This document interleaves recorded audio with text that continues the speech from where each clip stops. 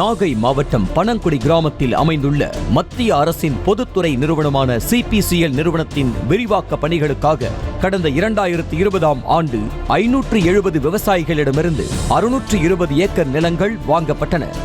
ஆனால் நிலத்துக்கு சந்தை மதிப்பில் இழப்பீடு வழங்காமல் அரசு நிர்ணயம் செய்த மதிப்பீட்டில் இழப்பீடு வழங்கப்பட்டது. இதனை ஏற்க மறுத்த 290 விவசாயிகள் நீதிமன்றத்தை நாடியதை தொடர்ந்து கூடுதல் இழப்பீடு கோரிய வழக்கு நிலுவையில் உள்ளது. இந்த நிலையில் CPCL நிறுவனம் வாங்கிய நிலங்களை கையகப்படுத்தி விரிவாக்க பணிகளை துவங்க தேதி குறித்தது. இதனை அறிந்து அதிர்ச்சியடைந்த நிலம் கொடுத்த விவசாயிகள் தங்களுக்கு உரிய இழப்பீடு வழங்காமல் விரிவாக்க பணிகளை மேற்கொள்ள எதிர்ப்பு தெரிவித்தனர். அத்தோடு கடந்த 10 நாட்களாக விவசாயிகள் தொடர் உண்ணாவிரத போராட்டமும் நடத்தி வரும் நிலையில் பலத்த போலீஸ் பாதுகாப்புக்கு மத்தியில் ஆலை விரிவாக்க பணிகளுக்காக நிலம் கையகப்படுத்துதல் செயல்முறையை CPCL நிறுவனம் தொடங்கியது.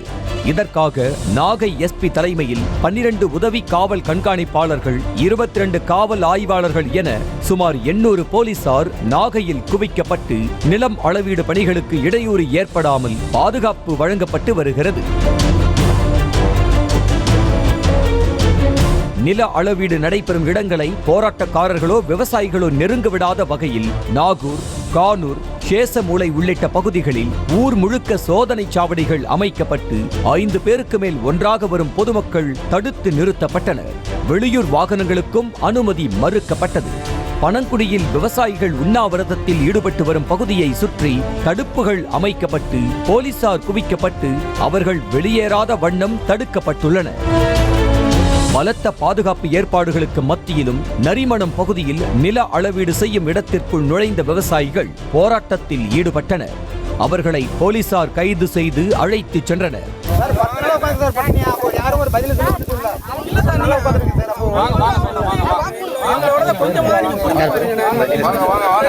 எங்களுக்கு வர வேண்டிய இழப்பீடு தொகையை வழங்காமல் இந்த மாவட்ட நிர்வாகம் அடக்குமுறையை விட்டு தனது காரியத்தை சாதிக்க நினைக்குது. இது நல்லதல்ல, ஜனநாயகத்துக்கு உகந்ததல்ல. இந்த என்ன அடக்குமுறை தொடர்ந்தாலும் அச்சுறுத்தல் தொடர்ந்தாலும் எங்களது உண்ணாவிரத அறப்போராட்டமானது தொடர்ந்து நடைபெறும். இதனால் பனங்குடியில் போராட்டத்தில் ஈடுபட்டு வரும் பெண்கள் கண்ணீரும் கம்பளையுமாக வயிற்றிலும் தலையிலும் அடித்துக் கொண்டு கதறினர்.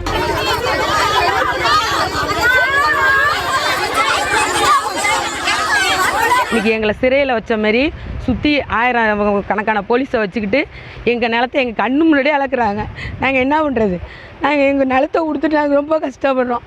வயிற்றெரிச்சலாக இருக்குது. மண்ணாக போட்டிருந்தா நாங்கள் மண்ணாரி அரைச்சோம். CPCL நிறுவனத்தின் அடக்குமுறை மற்றொரு ஸ்டெர்லைட் போராட்டத்திற்கு வழிவகுக்கும் என விவசாயிகள் எச்சரித்தனர். இந்த காவல்துறை எத்தனை நாளைக்கு இங்கே இருக்க போகிறாங்க? 5-6 மாவட்ட காவல்துறை கொண்டாந்து இறக்கிருக்காங்க. இந்த ஒரு நாளில் அளவீடு பண்ணி முடியாது, காம்பவுண்ட் சுவர் ஒரு நாளில் முடியாது. இந்த CPCL நிறுவனம் மிகப்பெரிய போராட்டத்தை எதிர்நோக்கி காத்து கொண்டிருக்கிறது. இன்னொரு ஸ்டெர்லைட் ஆலையாக மாறுவதற்கு CPCL நிறுவனம் வாய்ப்பை கொடுத்திருக்கிறது.